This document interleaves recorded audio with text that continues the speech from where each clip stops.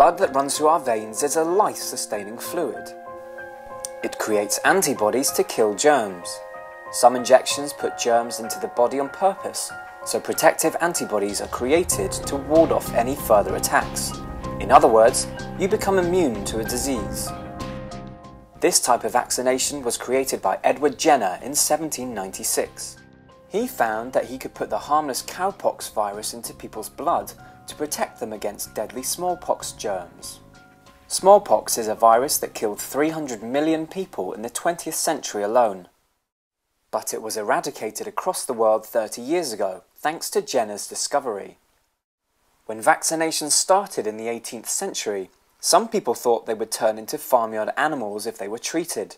That sounds silly today, but since that time, vaccinations have remained controversial. Welcome to Medicine at the Movies.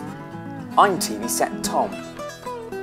I'm here to show you that debating issues can be exciting and interesting. Some people think vaccinations are good, some think they're bad. What do you think? Here we go then.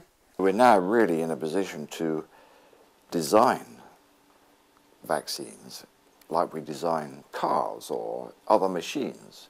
So, obviously, we're much, much more advanced. But the actual fundamental principle demonstrated by Jenner, that if you can create an immune response but not the disease, you'll confer, hopefully, a lifelong protection against that disease in the vaccinated individual.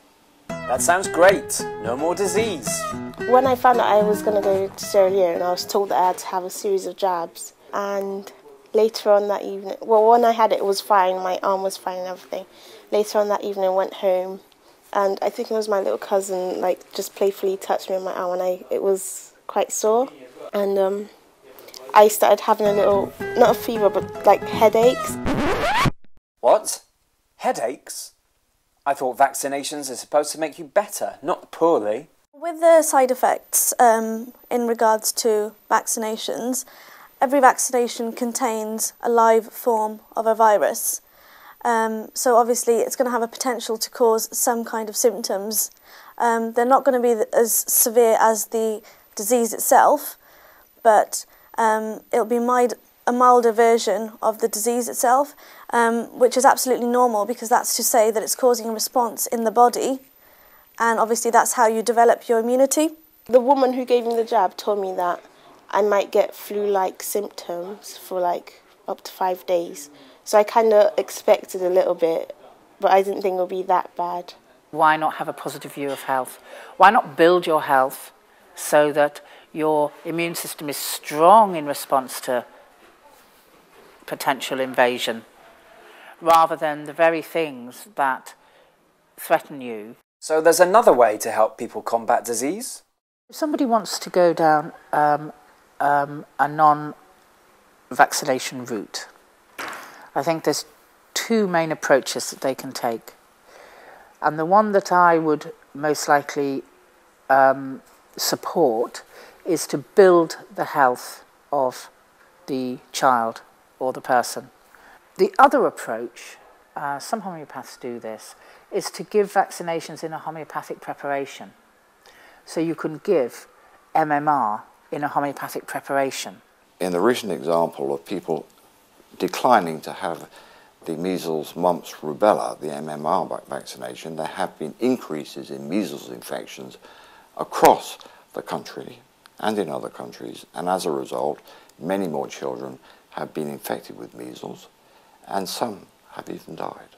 Vaccination is the greatest medical advance in the history of medicine. It saves between 12 and 15 million lives every year. If there's any case against having a health measure like that, I would be amazed to hear it. I think that people are only exposed to pro-vaccination programs and practices, and what I want to see happen is that other options that people have are there for them to consider in a balanced way. Whoa, whoa, whoa.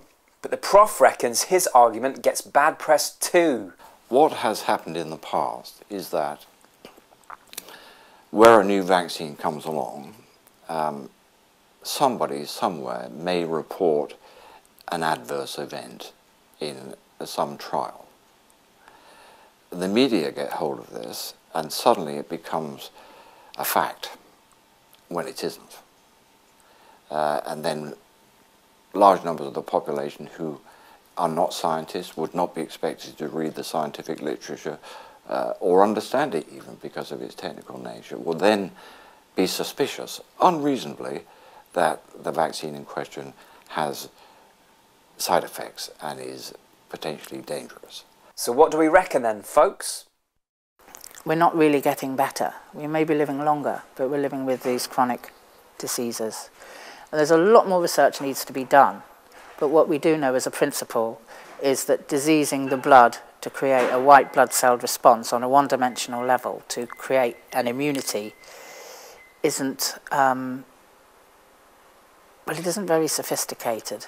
Well, your body's like adjusted to live here, so if you're going to like a different country, you should take the medication just in case, because your body wouldn't know how to fight off that infection. You've never been exposed to it, so you need the help. I think vaccination is very important, especially with obviously the smallpox vaccine. It has been eradicated. The World Health Organization announced its eradication back in 1980. Not being vaccinated poses a risk to other members of the population. If you are not vaccinated, you have a risk of being infected and therefore infecting others. So you have a social responsibility. How complicated is that? So many different opinions. What do you guys think?